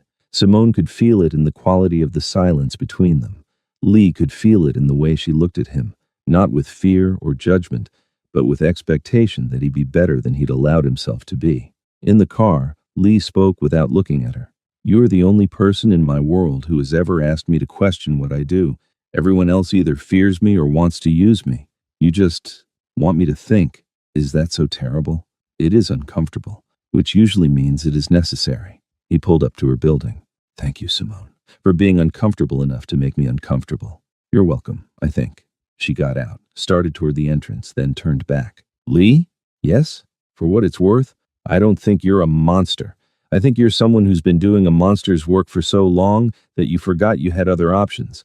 But forgetting isn't the same as not having them." She went inside before he could respond. Lee Seung-ho sat in his car for a long time after she left, staring at the building, thinking about warehouse workers and Chinese businessmen and his sister in Paris who would not speak to him. Thinking about the question she had asked, do they deserve what happened to them? Not from a strategic standpoint, not from a business standpoint, but from a simple moral standpoint that had nothing to do with power or necessity or protection. He did not have an answer, and for the first time in years, that bothered him. He drove away, but the question followed. It would continue following for a long time. 6 weeks later, Simone stood at her apartment windows watching Seoul's nighttime skyline. She'd been in the city for 9 months now. Dante was a fading memory. Her students were thriving. Her life had settled into something approaching normal. Lee Seung-ho had been different since their conversation at the hotel. Not dramatically changed. He was still himself, still operating his business with the same calculated efficiency. But there was a hesitation now, a pause before decisions. Rachel had noticed. Mr. Lee consulted 3 different advisors before approving the response to the shipping container theft last week, she'd mentioned during their coffee meeting. He's never done that before. He usually just decides and acts. What was the response? Simone had asked. Financial penalties, repossession of assets, no violence. The people involved were shocked. They expected much worse. Simone didn't know if that change was because of her challenge or despite it. She suspected Lee didn't know either. Tonight, he was supposed to arrive for their scheduled monthly check-in. Not an event, not a business appearance, just a conversation about how their arrangement was progressing. The knock came at exactly 8 p.m. Lee stood in her doorway wearing casual clothes for once. Dark jeans, a fitted black sweater, looking more human than she'd ever seen him. He carried a folder and a bottle of wine. "I brought the contracts for the remaining 4 months," he said, holding up the folder, "and something to make reviewing them less tedious." They settled at her dining table, the contracts spread between them. Standard renewal language, no changes to their original terms. "You're honoring our full-year agreement," Simone observed. "I made a promise. I keep promises. Even when the person you made the promise to challenged everything you are." Lee poured wine for both of them. "Especially then. You had the courage to confront me honestly. The least I can do is maintain my end of our bargain." They reviewed the contracts in comfortable silence. Simone signed where indicated. Lee countersigned, professional, transactional. When the business was complete, Lee didn't leave immediately. "I wanted you to know," he said quietly, "that I have been asking myself those questions, the ones you posed. And I do not have comfortable answers. Some of the people I hurt probably deserved it. Some probably did not. The line between those categories is less clear than I convinced myself it was. That's a hard thing to acknowledge. Yes, it is also necessary. I've been operating on the assumption that my methods were justified by their results. You forced me to question whether the results actually justify the methods, or if I simply want them to." Simone sipped her wine, giving him space to continue if he chose. "The shipping container theft," Lee said. "The one Rachel mentioned. I wanted to respond the way I always have, violently, publicly, sending a message that would prevent future theft. But you didn't." "No, because I kept hearing your voice asking if the people involved deserved what I was planning. And I realized I was defaulting to violence not because it was necessary, but because it was familiar, Because I had convinced myself that harsh responses prevented future problems without examining whether that was actually true. What convinced you to choose differently? Mathematics. I reviewed 10 years of responses to theft in my organization. The violent responses did not statistically reduce future theft more than financial penalties did. The violence was theater, performance. I was hurting people to maintain a reputation for being willing to hurt people, not because it actually accomplished anything material. Simone felt something loosen in her chest. You're saying the violence wasn't necessary. I am saying some of it was not necessary. Some of it probably was. But I had stopped examining which was which. I had made violence my default response and convinced myself that was strategic when it was really just lazy. That's a profound realization. It is an uncomfortable one, because it means I've hurt people for no reason, except that I did not want to think hard enough to find alternatives. Lee's expression was complex. I do not know how to reconcile that. I don't think you're supposed to reconcile it. I think you're supposed to carry it. Let it make you more careful going forward. Carrying it feels like weakness, or it feels like accountability. Depends on your perspective. They sat in silence for a while, drinking wine, watching the city lights through the windows. My sister called me, Lee said suddenly. First time in 3 years. She said she heard I had changed how I handled business disputes. She wanted to know if it was true. What did you tell her?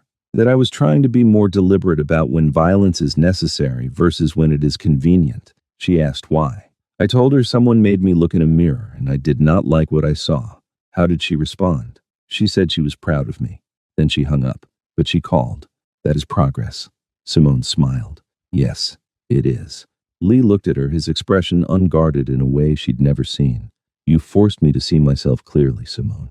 You became a mirror I could not look away from. That is not comfortable, but it is valuable. I'm glad. But Lee, I need you to understand something. What? I don't forgive you for the people you've hurt. I don't absolve you of responsibility for the violence you've committed. What you choose to do with your self-awareness is your responsibility, not mine. I'm not here to redeem you or fix you or make you feel better about difficult choices. I know. Do you? Because there's a danger that you'll use me as moral permission. Tell yourself that if I'm still here, if I'm still working with you, then you can't be that bad. That's not my role. I'm here because our arrangement benefits both of us, not because I approve of everything you do. Lee nodded slowly. You are setting a boundary. I'm maintaining clarity. You are responsible for who you choose to be. I am responsible for whether I can exist alongside that. Those are separate decisions. And can you exist alongside who I am? Simone considered the question honestly. I can exist alongside someone who's trying to be better than they were. Someone who asks themselves hard questions and accepts that there aren't easy answers. I cannot exist alongside someone who uses power carelessly and calls it necessity. Those categories overlap sometimes. I know. That's why this is complicated. Lee stood, collecting the signed contracts. I will not promise to be perfect. I will not promise never to use violence again. My world does not allow for complete pacifism. I'm not asking for pacifism. I'm asking for consciousness, for you to know what you're doing and why, rather than operating on autopilot. That I can promise. I cannot guarantee my choices will satisfy your moral standards, but I can guarantee they will be actual choices rather than reflexive responses. That's all I'm asking. He moved toward the door, then paused. 4 months remain in our arrangement. After that, you are free to leave, free to relocate anywhere in the world with enough money to start a new life, free of Morrison, free of me. I will ensure your safety regardless of whether you choose to maintain contact. I know. But I hope you will consider staying, not as my employee, not under the terms of our current contract, but as someone in my life who is willing to hold a mirror when I need one. Simone felt her breath catch slightly. As what? A friend?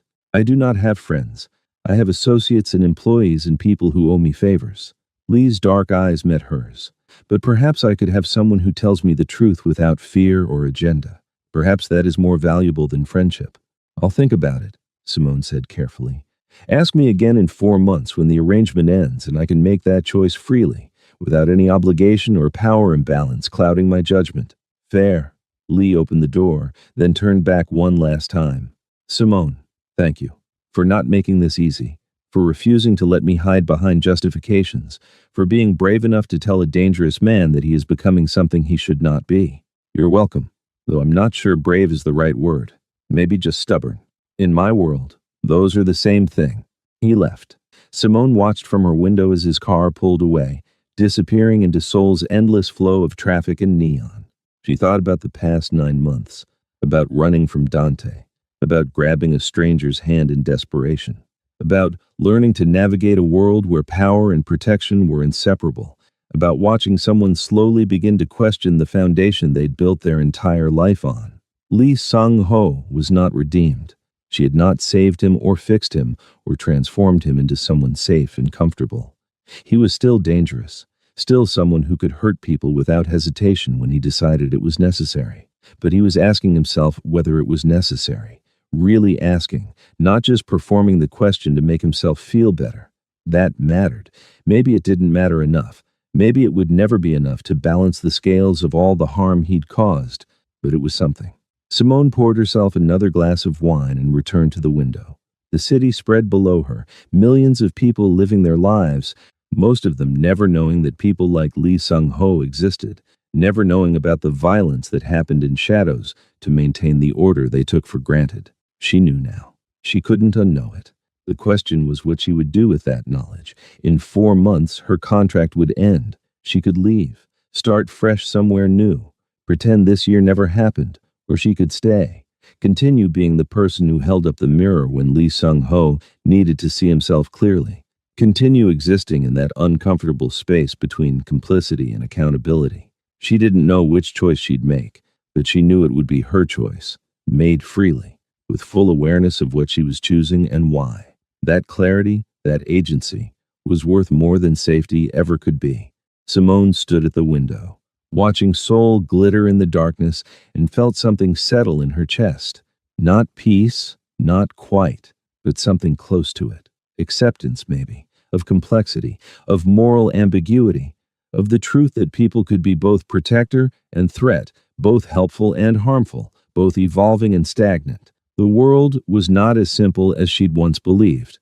Neither was she. And somehow, that was okay. 3 months later, on a Friday evening, Simone finished grading the last of her students' essays and packed her bag. Her contract with Lee Sung-ho had 1 month remaining. He hadn't mentioned it. Neither had she. Her phone buzzed. A message from Rachel. Mr. Lee requests your presence at the warehouse district. Address attached. He says it is important. Simone's stomach tightened. The warehouse district, where the fire had been, where 3 workers had been hurt. She almost didn't go. Almost called Rachel back and said she was busy, unavailable, done being pulled into Lee's world whenever it suited him. But curiosity won. Yuna drove her to an industrial area she'd never visited. Gray buildings, shipping containers, the smell of diesel and rain. Not dangerous, exactly, but not welcoming either. Lee stood outside a renovated warehouse, hands in his pockets, watching her approach. What is this? Simone asked, looking around. Something I wanted you to see. He gestured toward the building. Come inside. The warehouse interior had been transformed into a training center. Clean, bright, organized. Equipment for welding, electrical work, computer programming, 20 workstations, all occupied by people of varying ages, all focused intently on their tasks. I do not understand, Simone said. The 3 workers hurt in the fire, Lee explained quietly. They all had families, children. One was supporting aging parents. Their injuries meant they could not return to physical labor, which meant they lost their income. So you're training them? I am employing them. This facility trains workers in technical skills, then places them in legitimate jobs with companies I have connections to. The 3 from the fire were my first students. They now teach others. Lee watched the workers with an expression Simone couldn't quite read. It does not erase what I did, but it provides them with futures beyond the harm I caused. Simone felt her throat tighten. Why are you showing me this? Because you asked me if I could look them in the eye and explain why their suffering was necessary. I could not, so I decided to look them in the eye and give them something instead of explanations. It is not redemption, but it is acknowledgement. One of the workers noticed them, a man in his 40s with burn scars visible on his neck and hands. He walked over, bowing respectfully to Lee. "Mr. Lee," he said in careful English for Simone's benefit, "the new students are doing well. Thank you for this opportunity." "It is not charity," Lee replied. "You earn your salary. You teach well. This is business." The man smiled, understanding the lie for what it was, Lee's way of allowing him to keep his dignity. "Yes, business." After the man returned to his students, Simone turned to Lee. "This doesn't erase the violence. I know. It doesn't make what you did right. I know that too. So why do it?" Lee looked at her directly. "Because you taught me that I could, that I had options beyond violence or indifference. This is an option. It does not undo the past, but it creates a different future. That is all I can offer." Simone felt something crack in her chest, not breaking, but opening. This is what consciousness looks like. This is what trying looks like. I do not know if it is enough. I do not know if it ever will be enough, but it is better than not trying at all. They watched the workers for a while in silence. Then Lee spoke again, his voice softer than she'd ever heard it. "1 month remains in our contract. After that, you are free. I wanted you to see this before you make your decision about staying or leaving. I wanted you to know that your words had consequences, real ones. Not just me feeling guilty, but me actually changing how I operate. Are you asking me to stay? I am showing you why you might choose to. But the choice is entirely yours. No pressure, no obligation, just information." Simone thought about the past 9 months, about everything she'd learned, about the person she'd become. Someone who could exist in moral complexity without losing herself. Someone who could hold powerful people accountable without being consumed by their world. "I don't know what I'll choose," she said honestly. "I need to think about it. That's all I ask. Just think about it. Really think. Not about what you owe me or what I've done for you, but about what kind of life you want and whether I can exist in that life without compromising who you are. And if the answer is no, then you leave with my gratitude and my protection, and I find someone else to hold up the mirror when I need it, though I doubt anyone else would do it as effectively as you do." They left the warehouse together, falling into their familiar rhythm. But something felt different now, less transactional, more like two people who had chosen to orbit each other's lives rather than been forced into proximity by circumstance. In the car, Simone spoke without looking at him. For what it's worth, this training center is a good thing. It doesn't fix everything, but it's a good thing." "You sound surprised." "Maybe I am. I'd convinced myself that people in your world couldn't change. That power corrupted so completely that redemption was impossible." "I am not redeemed," Lee said firmly. "I am just less comfortable with my own moral compromises than I used to be. That is not the same as being good. No, but it's the difference between someone who can grow and someone who can't. And that difference matters." They drove in silence for the rest of the journey. When they reached Simone's building, Lee walked her to the entrance as always. 1 month, he said. "Then you decide. I will respect whatever you choose." "I know you will." She went upstairs, stood at her window, looked out at the city she'd made her home. Below, Lee's car sat idling for a long moment before pulling away. Two people, two different worlds. Connected by a desperate moment and sustained by mutual honesty that neither had expected to value. In 1 month, Simone would decide if that connection was worth maintaining. But tonight, she just stood at the window and let herself feel the weight of that choice without rushing to answer it. Some decisions required time. Some relationships required distance to understand clearly. Some people needed space to become who they were capable of being. Simone watched the city lights and thought about mirrors and monsters and the strange, complicated truth that sometimes people could be both at once.